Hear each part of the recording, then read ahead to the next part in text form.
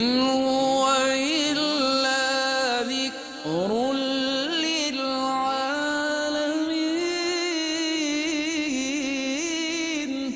یہ قرآن تو صرف تمام جہان والوں کے لیے نصیحت ہے۔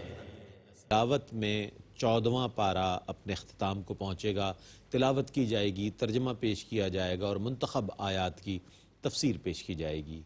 اور اس حوالے سے ہمارے ساتھ تشریف فرما ہے ممتاز و معروف قاری جناب قاری نعمان نعیمی صاحب۔ السلام علیکم ورحمۃ اللہ وبرکاتہ۔ وعلیکم السلام ورحمۃ اللہ۔ اور ناظرین محترم، آپ جانتے ہیں کہ تفسیر قرآن کا بھی سلسلہ ہوتا ہے، تو تفسیر کے لیے ممتاز و معروف عالم دین حضرت علامہ مفتی محمد عامر صاحب تشریف فرما ہے۔ السلام علیکم ورحمۃ اللہ وعلیکم وبرکاتہ۔ السلام ورحمۃ اللہ وبرکاتہ۔ آئیے ناظرین، تلاوت قرآن کریم کے مبارک سفر کا آغاز کرتے ہیں اور تلاوت فرما رہے ہیں قاری نعمان نعیمی۔ بسم اللہ۔ أعوذ بالله من الشيطان الرجيم، بسم الله الرحمن الرحيم. إن الله يأمر بالعدل والإحسان وإيتاء ذي القربى وينهى عن الفحشاء والمنكر والبغي يعظكم لعلكم تذكرون۔ میں اللہ کی پناہ میں آتا ہوں شیطان مردود سے۔ اللہ ہی کے نام سے شروع کرتا ہوں جو نہایت رحم فرمانے والا بہت مہربان ہے۔ بے شک اللہ حکم دیتا ہے کہ عدل اور احسان نیک کام کرو اور رشتہ داروں کو دو، اور بے حیائی اور برائی اور سرکشی سے منع فرماتا ہے۔ وہ تم کو نصیحت فرماتا ہے تاکہ تم نصیحت قبول کرو۔ وَأَوْفُوا بِعَهْدِ اللَّهِ إِذَا عَاهَدتُّمْ وَلَا تَنقُضُوا الْأَيْمَانَ بَعْدَ تَوْكِيدِهَا وَقَدْ جَعَلْتُمُ اللَّهَ عَلَيْكُمْ كَفِيلًا إِنَّ اللَّهَ يَعْلَمُ مَا تَفْعَلُونَ۔ اور جب تم عہد کرو تو اللہ کے عہد کو پورا کرو اور قسموں کو پکا کرنے کے بعد نہ توڑو، جبکہ تم اللہ کو اپنا ضامن قرار دے چکے ہو۔ بے شک اللہ جانتا ہے جو کچھ تم کرتے ہو۔ وَلَا تَكُونُوا كَالَّتِي نَقَضَتْ غَزْلَهَا مِن بَعْدِ قُوَّةٍ أَنكَاثًا تَتَّخِذُونَ أَيْمَانَكُمْ دَخَلًا بَيْنَكُمْ أَن تَكُونَ أُمَّةٌ هِيَ أَرْبَىٰ مِنْ أُمَّةٍ إِنَّمَا يَبْلُوكُمُ اللَّهُ بِهِ وَلَيُبَيِّنَنَّ لَكُمْ يَوْمَ الْقِيَامَةِ مَا كُنتُمْ فِيهِ تَخْتَلِفُونَ۔ اور اس عورت کی طرح نہ ہو جاؤ جس نے اپنا سوت مضبوطی سے کاٹنے کے بعد ٹکڑے ٹکڑے کر دیا کہ تم اپنی قسموں کو آپس میں اس کا ذریعہ بنانے لگو کہ ایک گروہ دوسرے گروہ سے زیادہ فائدہ مند رہے۔ اللہ اس سے محض تم کو آزمائش میں ڈالتا ہے، اور جن چیزوں میں تم اختلاف کرتے ہو ان کی حقیقت قیامت کے دن تم کو ضرور بیان فرما دے گا۔ وَلَوْ شَاءَ اللَّهُ لَجَعَلَكُمْ أُمَّةً وَاحِدَةً وَلَكِن يُضِلُّ مَن يَشَاءُ وَيَهْدِي مَن يَشَاءُ وَلَتُسْأَلُنَّ عَمَّا كُنتُمْ تَعْمَلُونَ۔ اور اگر اللہ چاہتا تو تم سب کو ایک امت بنا دیتا، لیکن اللہ جس کو چاہتا ہے گمراہ کر دیتا ہے اور جس کو چاہتا ہے ہدایت دے دیتا ہے۔ اور تم جو کچھ کرتے رہے ہو اس کے متعلق تم سے ضرور سوال کیا جائے گا۔ وَلَا تَتَّخِذُوا أَيْمَانَكُمْ دَخَلًا بَيْنَكُمْ فَتَزِلَّ قَدَمٌ بَعْدَ ثُبُوتِهَا بما صددتم عن سبيل الله وَلَكُمْ عَذَابٌ عَظِيمٌ۔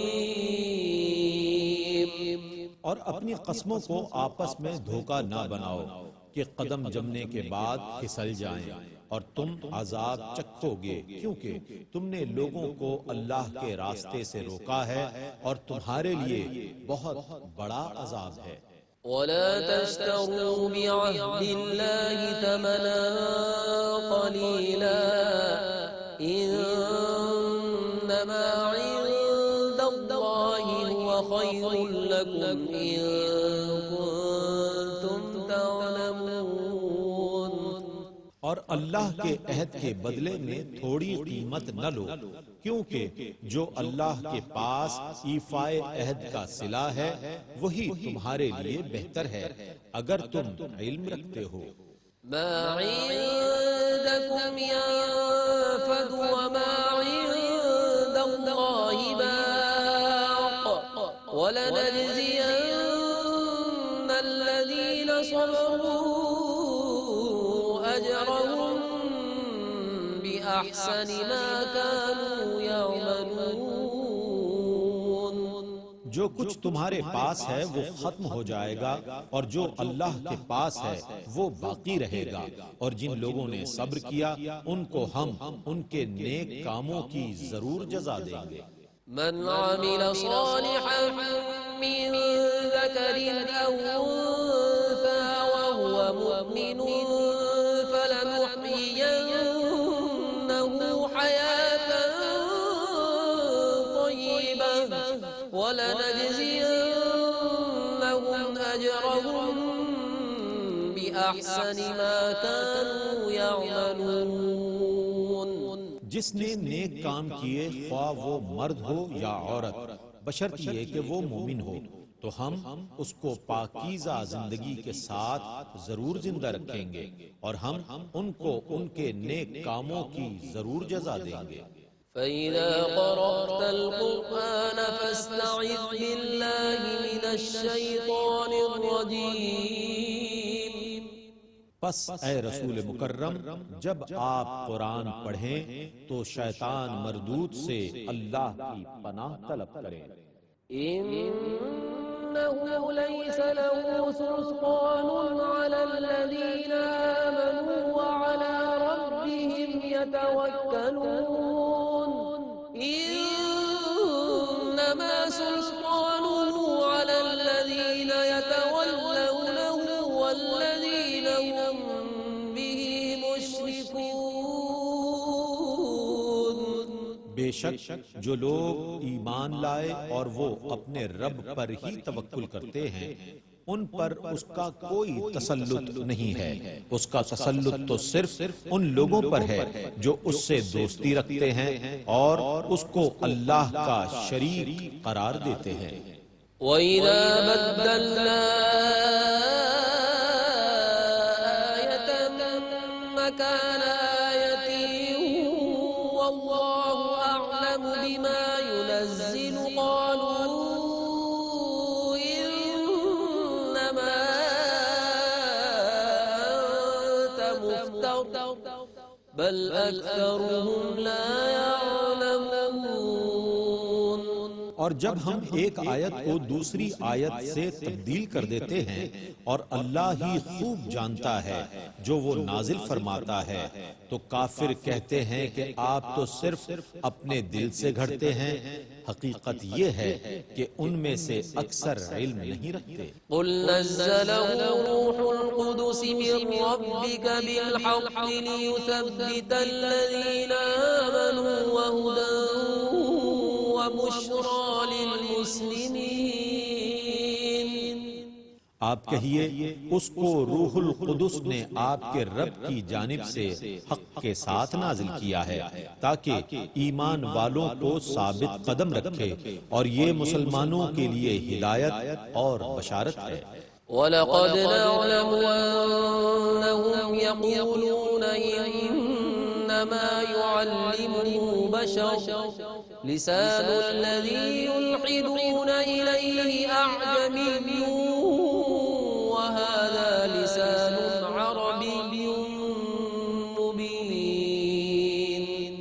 اور ہم جانتے ہیں کہ وہ یہ کہتے ہیں کہ اس رسول کو ایک آدمی سکھا کر جاتا ہے، وہ جس کی طرف سکھانے کو منسوب کرتے ہیں اس کی زبان تو عجمی ہے، اور یہ قرآن تو بہت واضح عربی زبان ہے۔ إن الذين لا يؤمنون بآيات الله لا يهديهم الله ولهم عذاب أليم إنما يفتري الكذب الذين لا يؤمنون بآيات الله وأولئك هم الكاذبون۔ بے شک جو لوگ اللہ کی آیتوں پر ایمان نہیں لاتے اللہ ان کو ہدایت نہیں فرماتا اور ان کے لیے دردناک عذاب ہے۔ جھوٹا بہتان تو وہی لوگ لگاتے ہیں جو اللہ کی آیتوں پر ایمان نہیں لاتے، اور وہی لوگ جھوٹے ہیں۔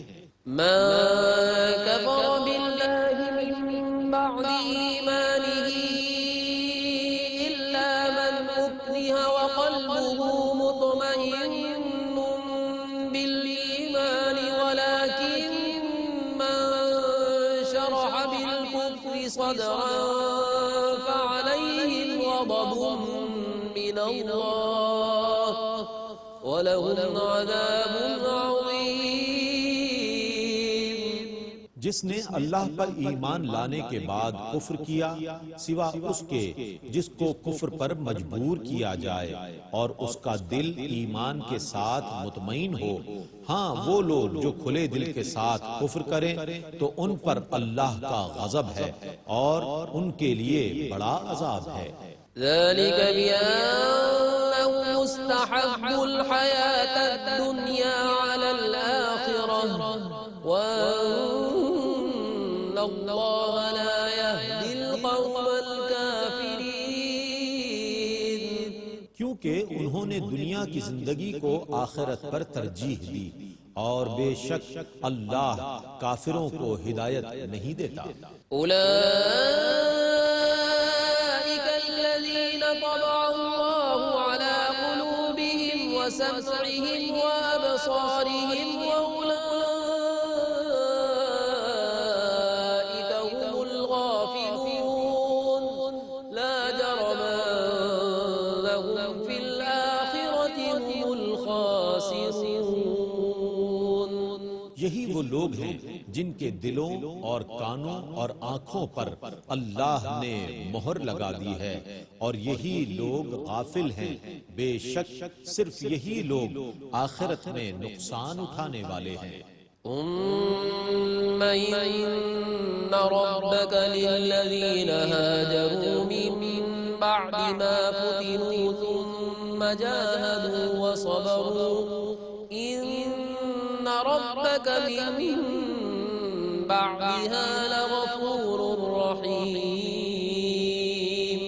پھر بے شک آپ کا رب ان لوگوں کے لیے جنہوں نے آزمائشوں میں مبتلا ہونے کے بعد ہجرت کی، پھر جہاد کیا اور صبر کیا، بے شک آپ کا رب ان آزمائشوں کے بعد ضرور بہت بخشنے والا، بہت رحم فرمانے والا ہے۔ يوم تأتي كل نفس تجادل عن نفسها وتوفى كل نفس ما عملت وهم لا يظلمون۔ جس دن ہر متنفس اپنی جان کی طرف سے جھگڑتا ہوا آئے گا، اور ہر شخص کو اس کے کیے ہوئے کاموں کی پوری پوری جزا دی جائے گی، اور ان پر ظلم نہیں کیا جائے گا۔ وضرب الله مثلا قرية كانت آمنة مطمئنة يأتيها رزقها رغدا من كل مكان فكفرت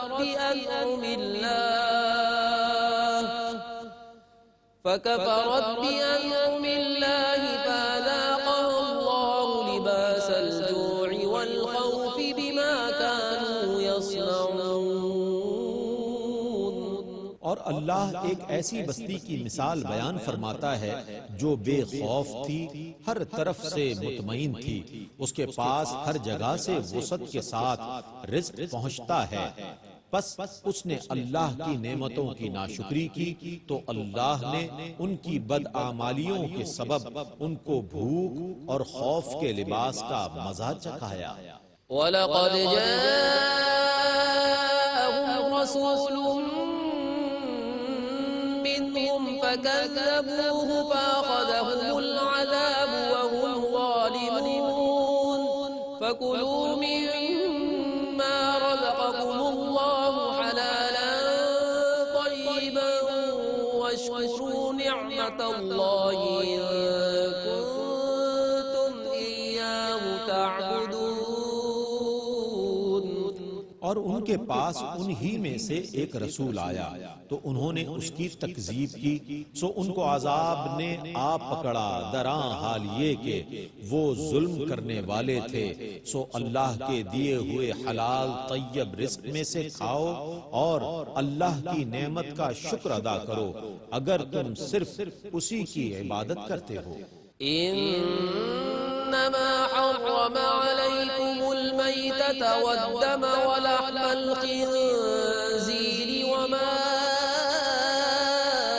أهل لغير الله به فمن اضطر غير باغ ولا عاد فإن الله غفور رحيم۔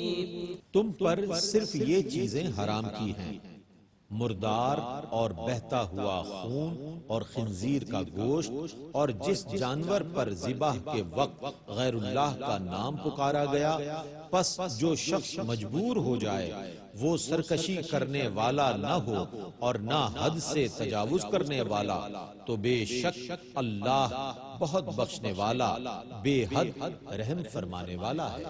ولا تقولوا لما تصف ألسنتكم الكذب هذا حلال وهذا حرام لتفتروا على الله الكذب إن الذين يفترون على الله الكذب لا يفلحون۔ اور جن چیزوں کے متعلق تمہاری زبانیں جھوٹ بولتی ہیں ان کے بارے میں یہ نہ کہو کہ یہ حلال ہے اور یہ حرام ہے، تاکہ تم اللہ پر جھوٹا بہتان باندھو۔ بے شک جو لوگ اللہ پر جھوٹا بہتان باندھتے ہیں وہ کامیاب نہیں ہوں گے۔ متاع قلیل ولہم عذاب علیم۔ یہ تھوڑا فائدہ ہے اور ان کے لیے دردناک عذاب ہے۔ وعلى الذين هادوا حرمنا ما قصصنا عليك من قبل وما ظلمناهم ولكن كانوا أنفسهم يظلمون۔ اور صرف یہودیوں پر ہم نے ان چیزوں کو حرام کیا ہے جو ہم پہلے آپ سے بیان کر چکے ہیں، اور ہم نے ان پر کوئی ظلم نہیں کیا لیکن وہ خود اپنی جانوں پر ظلم کرتے تھے۔ ثم إن ربك للذين عملوا السوء بجهالة ثم تابوا من بعد ذلك وأصلحوا إن ربك من بعدها لغفور رحیم۔ پھر آپ کا رب جن لوگوں نے ناواقفیت سے کوئی گناہ کیا پھر اس کے بعد توبہ کر لی اور نیک کام کیے، سو بے شک آپ کا رب اس کے بعد ضرور بہت بخشنے والا، بے حد رحم فرمانے والا ہے۔ إن إبراهيم كان أمة قانتا لله حنيفا ولم يك من المشركين شاكرا لأنعمه اجتباه وهداه إلى صراط مستقيم۔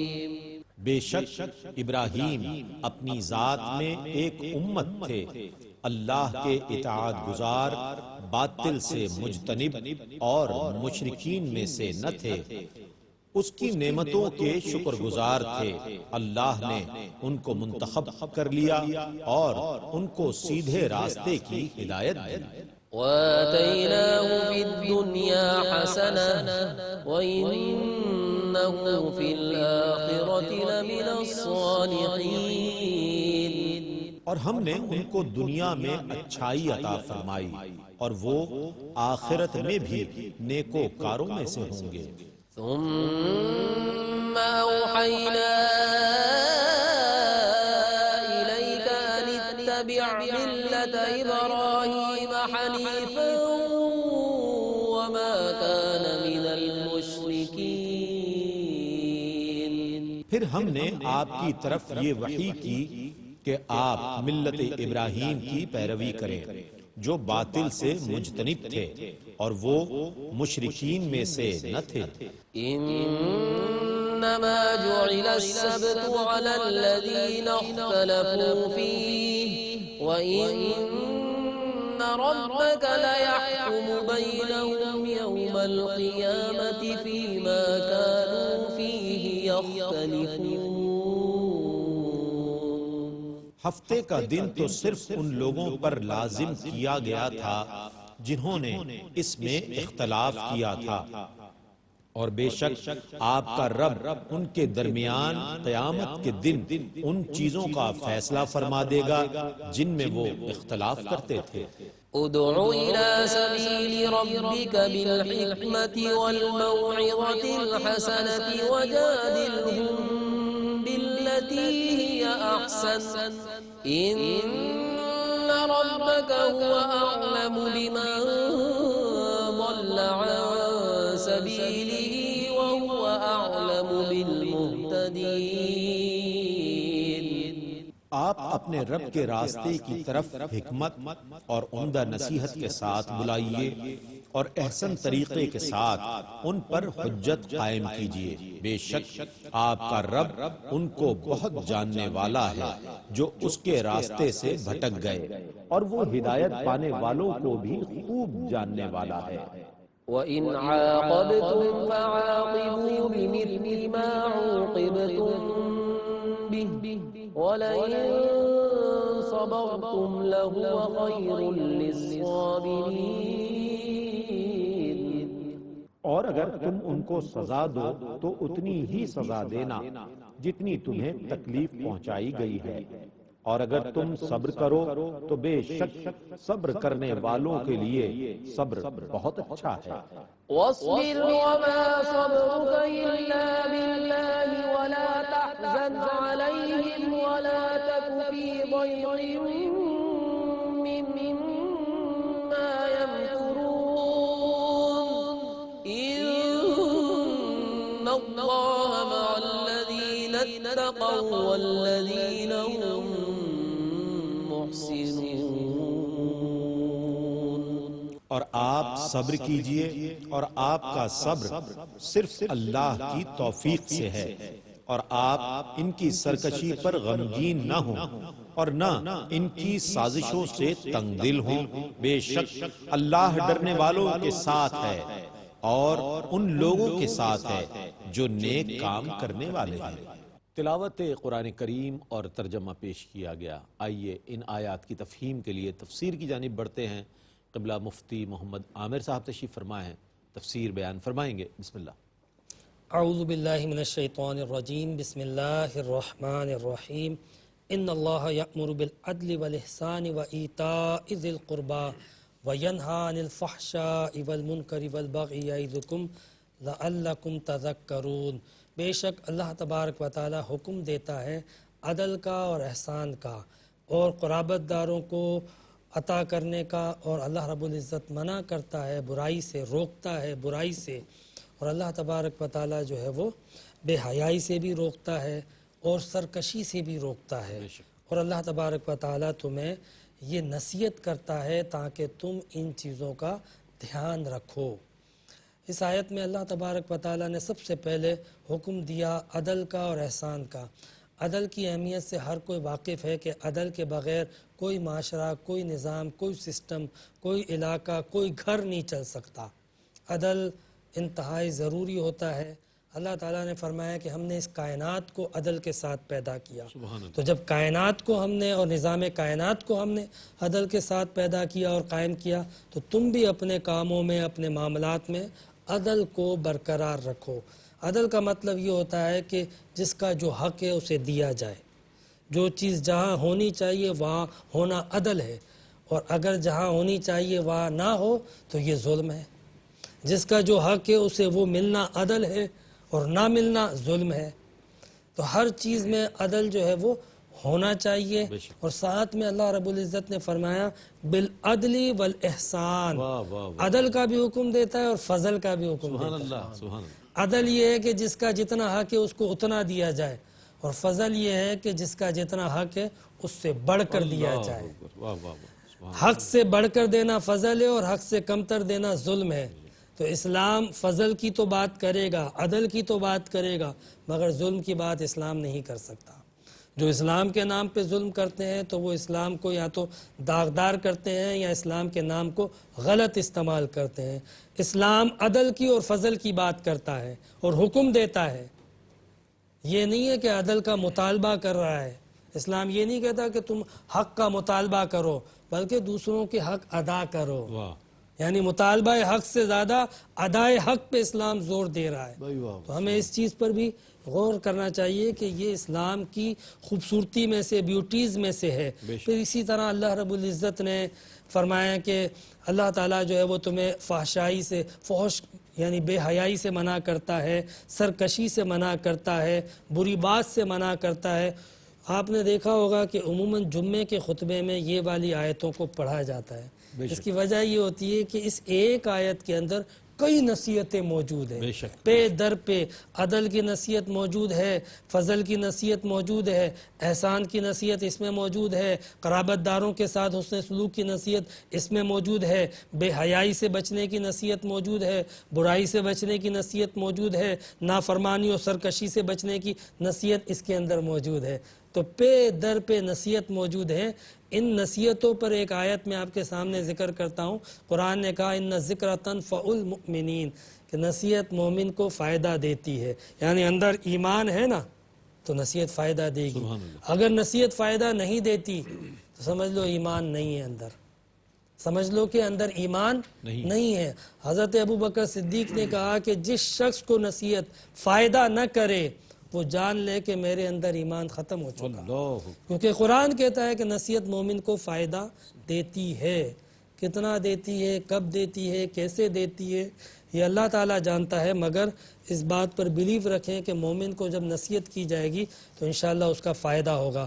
پھر اللہ رب العزت نے فرمایا وَأَوْفُوا بِعَهْدِ اللَّهِ إِذَا عَاهَدتُّمْ، کہ تم جو ہے وہ اپنے وعدوں کو پورا کرو جو تم وعدے کرتے ہو اللہ تعالیٰ کے ساتھ اور لوگوں کے ساتھ۔ اب یہ دیکھیں کہ اسلام کی ایک اور بڑی اہم بات جس کو ڈائریکٹ اللہ تعالیٰ بندوں کو کہہ رہا ہے، تشریعات و تعبیرات کے ساتھ نہیں، بالکل کلیئر ورڈوں میں کہہ رہا ہے کہ جب تم کوئی کانٹریکٹ کرتے ہو، کوئی وعدہ کرتے ہو، کوئی پرومس کرتے ہو، ایک تو اللہ سے ہمارا وعدہ ہے وہ، اور ایک بندوں کا بندوں سے اگر کوئی وعدہ ہے وہ، اس کو کبھی مت توڑو، کبھی مت توڑو۔ اور فرمایا وَلَا تَنْقُضُوا الْأَيْمَانَ بَعْدَ تَوْكِيدِهَا، کہ تم اپنی قسموں کو پختہ کرنے کے بعد مت توڑا کرو۔ فرمایا کہ وَقَدْ جَعَلْتُمُ اللَّهَ عَلَيْكُمْ كَفِيلًا، اور تم نے جو ہے وہ اپنی قسموں پر اللہ کو ضامن بھی بنا لیا ہوتا ہے۔ آپ کو پتہ ہے کہ قسم اگر توڑی جائے، کسی سے ویسے بھی وعدہ توڑنا، وعدہ خلافی کرنا، عہد شکنی کرنا بہت بڑا گناہ ہے، کبائر میں ہے، یہ کوئی چھوٹا موٹا گناہ نہیں ہے۔ الا لا ایمان لمن لا عہد لہ، جس میں وعدے کی پاسداری نہیں ہے، نبی کریم علیہ السلام نے فرمایا اس کا ایمان نہیں ہے۔ وعدے کا تعلق it is part of faith, یہ ایمان کے حصوں میں سے ہے۔ وعدے کی حیثیت کوئی محض اخلاقی نوعیت کی نہیں ہے، اس سے بندہ جو ہے وہ ایمان کی تقویت پاتا ہے، ایمان کے درجوں پر فائز ہوتا ہے، اللہ کا قرب حاصل کرتا ہے۔ وعدہ کرنا یہ کوئی چھوٹی موٹی بات نہیں ہے۔ یہی وجہ ہے کہ سورہ منافقون کے اندر جو ہے وہ ان کی نشانی بتائی گئی، وہ وعدہ خلاف ہوتے ہیں۔ منافقوں کی کیا نشانی ہے کہ وہ بات کرے گا تو جھوٹ بولے گا، وعدہ کرے گا تو توڑ دے گا، یہ تو منافق کی علامت ہے۔ مومن جب وعدہ کرتا ہے، زبان دیتا ہے، تو وہ پتھر پہ لکیر ہوتا ہے۔ ہم بھی مسلمان ہیں، ہم ذرا غور کریں کہ جب ہماری زبان چلتی ہے، ہم بازاروں میں، مارکیٹ میں، کاروبار میں، دنیا داری میں کتنے وعدے کرتے ہیں، کس کس سے کیا کیا وعدے کرتے ہیں، آیا اس کو پورا بھی کرتے ہیں؟ تو اللہ رب العزت نے کہا کہ جب تم وعدہ کرو تو اس کو پورا کرو، اس کو مت توڑو، جبکہ تم نے اس پہ اللہ کو ضامن بھی بنا لیا ہو۔ یہی وجہ ہے کہ محض وعدہ کرنا تو گناہ ہے ہی، لیکن جس وعدے پہ آپ نے اللہ کو ضامن کیا، یعنی قسم کھا لی، اللہ کا نام لے لیا، تو پھر تو تم پر اور ذمہ داری بڑھ جاتی ہے کہ تم اپنی ضمانت کے لیے اللہ کا نام پیش کرتے ہو۔ تو اب جب تم وعدہ خلافی کرو گے تو ایک تو وعدہ خلافی کا گناہ، پھر اس عہد شکنی کا جو جرم تھا اور اس عہد شکنی کا جو وبال تھا، جو تاوان تھا، وہ بھی دینا پڑے گا، اور تیسرا یہ کہ تم نے اللہ تعالیٰ کا نام لے کے قسم کھائی تھی یا اللہ تعالیٰ کے نام لے کے ضمانت دی تھی، تو اس کا کفارہ بھی ادا کرنا پڑے گا۔ یہ جو قسموں پہ کفارہ ہوتا ہے کیوں ہوتا ہے؟ یہ اس لیے ہوتا ہے کہ بندہ قسم کھا کے اللہ تعالیٰ کو گواہ بناتا ہے اور ضامن بناتا ہے۔ اللہ کو بندہ ضامن بنائے اور اس کے بعد اس کو پورا نہ کرے، تو اللہ تعالیٰ نے کہا کہ جو مجھے ضامن بنائے گا اس پر میں خود اپنی طرف سے بھی سزا کو عائد کروں گا، اس لیے قسم توڑنے پر کفارہ عائد ہوتا ہے۔ تو اللہ تبارک و تعالیٰ نے تو سختی سے منع کر دیا کہ آپ جو ہے وہ اپنی قسموں کو نہ توڑو۔ کسی مجبوری میں قسموں کو توڑ دیا، وعدوں کو توڑ دیا، تو ایک تو اس کے لیے توبہ کرو، استغفار کرو، اور اس وعدہ توڑنے کی وجہ سے جس کا جو نقصان ہوا ہے اس کا ازالہ کرو، پھر پلس یہ کہ اللہ کا نام لیا تھا تو اس کا کفارہ بھی ادا کرو۔ یہ اللہ رب العزت نے باقاعدہ ہمیں حکم دیا۔ پھر اس کے بعد اللہ رب العزت نے ایک اور بڑی پیاری بات فرمائی، من عمل صالحا من ذکر او انثى وهو مؤمن فلنحيينه حیاتا طیبہ، کہ جو کوئی بھی نیک عمل کرے گا، چاہے وہ مرد ہو کہ عورت ہو، بلا تخصیص مرد و زن، جب کوئی نیک عمل کرے گا اللہ تعالیٰ فرماتا ہے میں اس کا اجر دوں گا، میں اس کا اجر ضائع نہیں کروں گا۔ ایسا نہیں ہے کہ نیکی کا اجر مردوں کو ملے گا، عورتوں کو نہیں ملے گا۔ مرد اور عورت میں اگر فرق کیا گیا ہے تو دائرہ عمل میں فرق کیا گیا ہے کہ مردوں کا دائرہ عمل جدا ہے عورتوں سے، یہ الگ اپنے کام کریں گی، وہ الگ اپنے کام کریں گی، ان کے اختلاط سے منع کیا گیا ہے۔ باقی جہاں تک بات ہے عبادت کی، ریاضت کی، تقوی کی، پرہیزگاری کی، مرتبے کی، اللہ کے بارگاہ میں قرب حاصل کرنے کی، ولایت حاصل کرنے کی، ایمانی درجات حاصل کرنے کی، تو اس میں کوئی فرق نہیں ہے۔ جس طرح ایک مرد جو ہے وہ کلندر بن سکتا ہے تو رابعہ بصری بھی کوئی عورت بن سکتی ہے، اس لیے کوئی تخصیص نہیں ہے کہ مرد یا عورت اگر نیک عمل کرے تو دونوں کو عمل کا اجر ملے گا۔ یہاں پر یہ بات اللہ رب العزت نے واضح فرما دی، من عمل صالحا من ذکر او انثى، چاہے وہ مرد ہو کہ عورت ہو، وہو مؤمن، اور وہ مومن ہے، تو اللہ رب العزت نے فرمایا پھر اسے ایک پاکیزہ حیات بھی عطا کریں گے، یعنی دنیاوی زندگی میں بھی نیکیوں کا صلہ ملے گا اور آخرت میں بھی اس کو نیکیوں کا صلہ ملے گا، ایک پاکیزہ حیات ملے گی۔ یہاں پر ایک اور اہم بات ذکر کروں کہ یہ جو عمل صالح کا ذکر کیا نا، تو اس کے جزا میں کہا کہ ہم حیاتاً طیبہ دیں گے۔ جب عمل صالح ہوگا تو ایک صاف ستھری پرسکون زندگی ملے گی۔ کیوں ملے گی؟ عمل صالح اس عمل کو کہا جاتا ہے جس عمل کے اندر جو ہے وہ فساد نہ ہو۔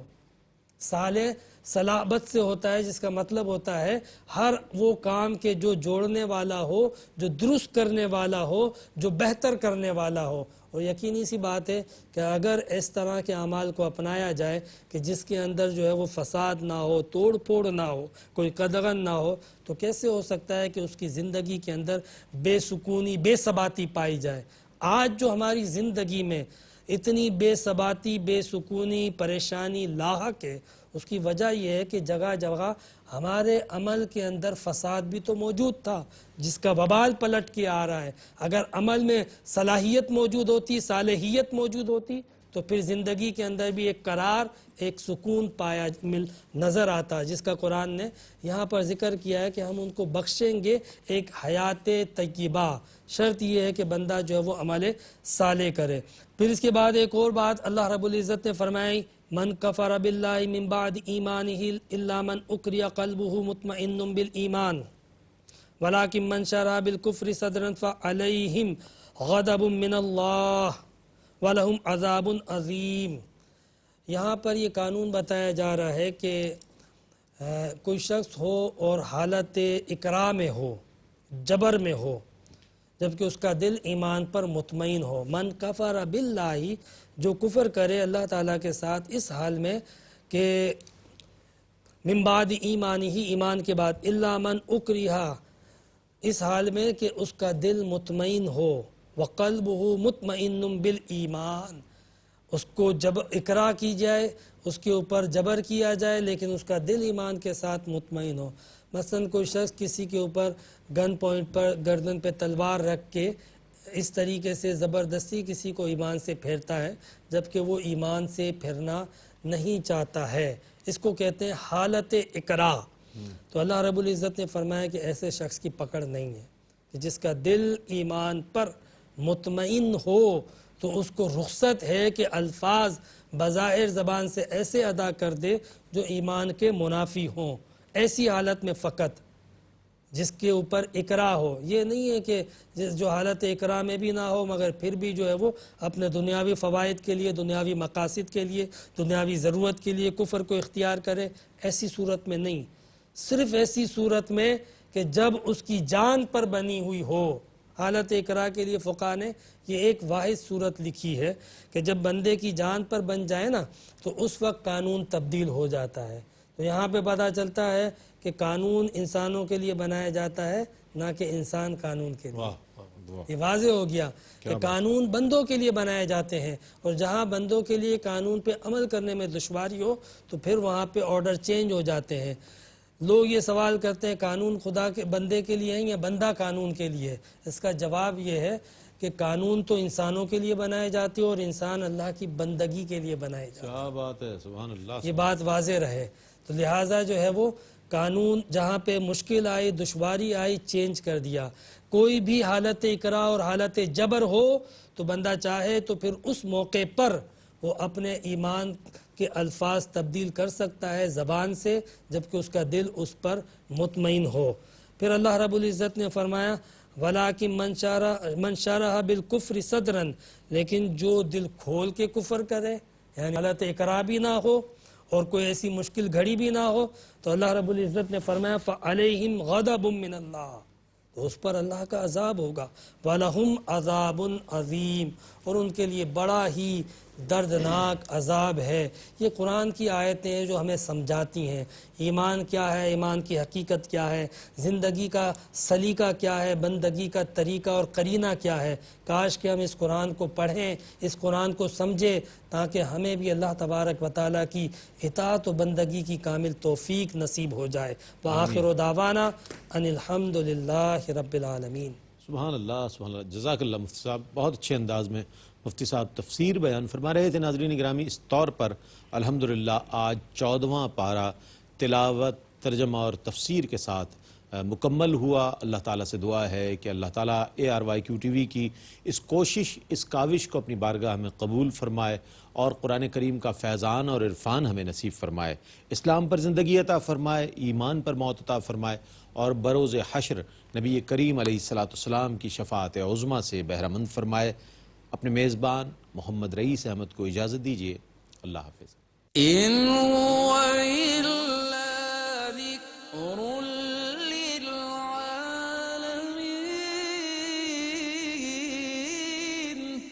یہ قرآن تو صرف تمام جہان والوں